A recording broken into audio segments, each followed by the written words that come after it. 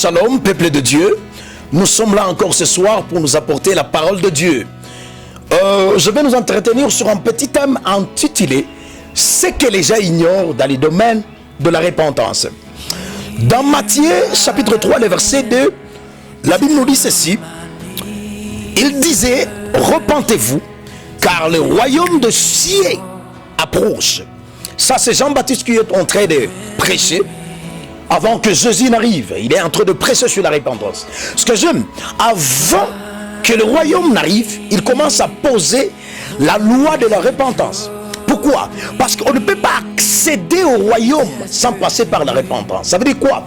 Le royaume, ça symbolise la jouissance, la réussite dans les domaines spirituels. Et avant d'accéder à cette réussite-là, sur tous les plans, il faut d'abord que le membre demeure ensemble, sans avoir de problème entre eux. C'est ça que je suis en train d'appeler la repentance. Maintenant, écoute-moi très bien. Ce n'est pas que les gens ne demandent pas pardon, mais le problème n'est pas à ce niveau. Les gens demandent mal le pardon. Et dans le domaine spirituel, lorsqu'un principe n'est pas respecté, le spiritualisme marche mal. Il faut qu'un principe marche bien pour que les esprits soient en accord. Et c'est ça ce que les gens n'arrivent pas à comprendre. Et regarde ces trois petites choses qu'il faut jamais oublier dans le domaine de la repentance. Première des choses, c'est que dans la repentance, il faut toujours un croisement entre les deux personnes qui sont en conflit. Cela ramène les gens à ne pas, premièrement, demander pardon par SMS. Deuxièmement, demander pardon par intermédiaire. Donc ils envoient une personne aller le dire à cet homme que je demande pardon. Il faut que l'affaire finisse par là. Non, non, ça ne marche pas comme ça, bien aimé.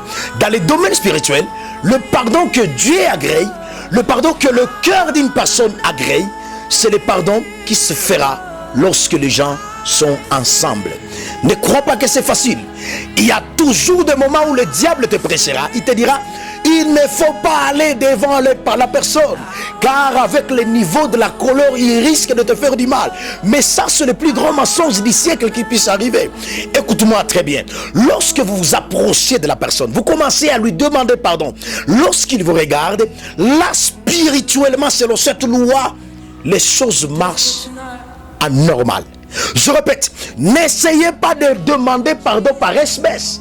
N'essayez pas deuxièmement de demander pardon par intermédiaire.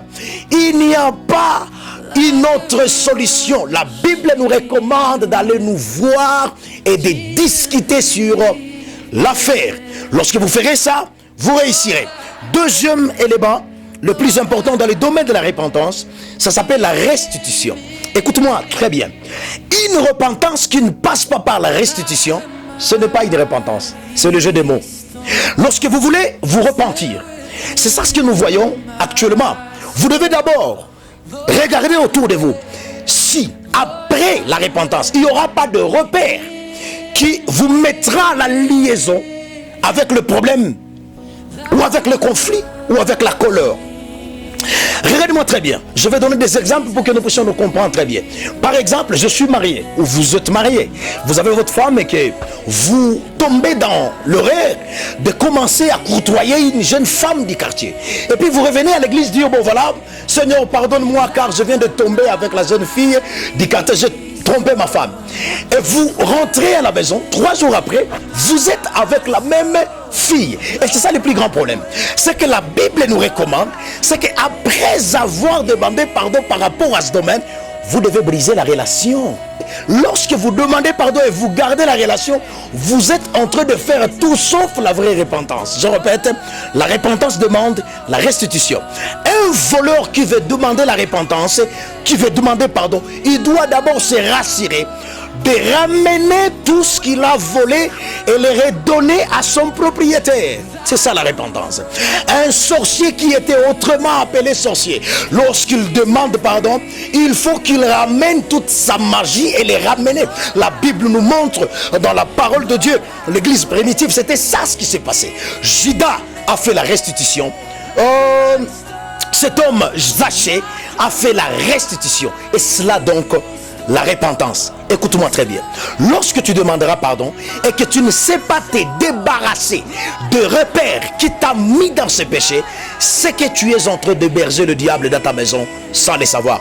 N'oubliez pas, le diable n'aura pas de force, il n'aura pas d'impact sur ta vie si tu as eu cette initiative de te débarrasser avec tout ce qui te lie à ce péché que d'autres appellent le péché série. Troisième élément qui est important dans le domaine de la repentance, ça s'appelle l'abandon total. Je répète, l'abandon total. Si vous voulez que Dieu vous pardonne, vous devez abandonner complètement le problème que vous avez commencé. Le problème que nous voyons actuellement, c'est que les gens viennent, ils disent, frère, pardonne-moi car je fais du mal. Mais ils demandent pardon. 3 jours après, il vous fait la même chose. Il demande pardon. 4 jours après, il vole encore. Il vous demande pardon, mais quelques jours après, nous le voyons avec la jeune fille du quartier. Bien aimé, ça, ce n'est pas le domaine de pardon.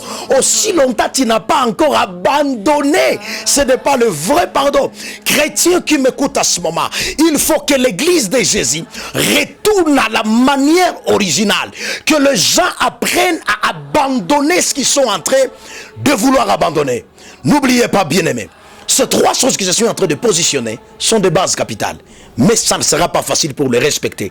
Le diable sera toujours là pour te dire que c'est impossible.